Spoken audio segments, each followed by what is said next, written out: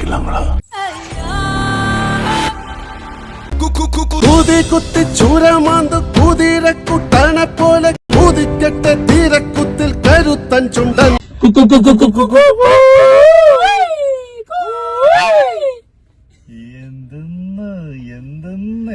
എന്തെന്നാണ് ചെയ്തു വെച്ചേക്കുന്നത്? എന്താ സാർ കൂടുതൽ നന്നായി പോയി? ഒറ്റ കീറി വെച്ചതാണല്ലോ പേട്ട, അത് കഴിഞ്ഞ് കുറച്ച് കഴിഞ്ഞ് ജയിലറിലെ സീന്, അത് കഴിഞ്ഞ് കുറച്ച് കഴിഞ്ഞ് വരുമ്പോ അണ്ണാത്ത സീന്.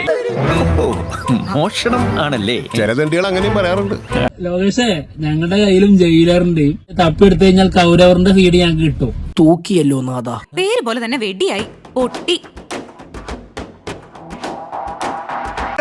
കഥ, തിരക്കഥ, സംഭാഷണം, ഉച്ചം, ഉഷ്ണയന, മൂഞ്ചി കൃഷ്ണ. പറയാതിരിക്കാൻ നിവർത്തില്ല ഗൈസ്.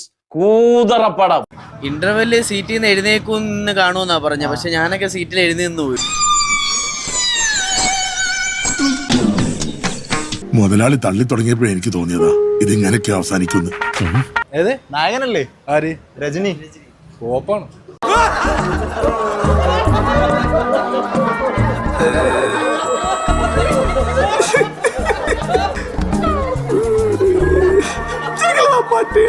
കൂലി കണ്ടു. ഒരു വഴിക്ക് ഞങ്ങളെ ഇന്നത്തെ കൂലി പോയല്ലടാ. എന്റെ കൂലി പോയി. എന്തൊരവസ്ഥയാണ്. എത്ര ആലോചിച്ചിട്ട് എനിക്ക് പിടുത്തം കിട്ടുന്നില്ല. എങ്ങനെ നമ്മളെ പടം ഇങ്ങനെ പൊട്ടിപ്പോയത്? എല്ലാം കൊണ്ടും തികഞ്ഞ സിനിമ. തികച്ചു തന്നിട്ടുണ്ട്. എത്ര പേര് വിളിച്ചെന്നറിയോ?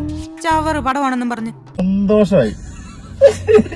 അയ്യേ ലോകേഷേ, കഴിഞ്ഞിക്കണേ. ഇങ്ങനെ ചതിക്കുന്നു കരുതിയില്ലായിരുന്നു. അസഹനീയമായ ഒരു ബോംബ് ചിത്രമായി മാറിയിരിക്കുകയാണ് നമ്മൾ പ്രതീക്ഷയോടെ കാത്തിരുന്ന വർമ്മയുടെ വരവ്.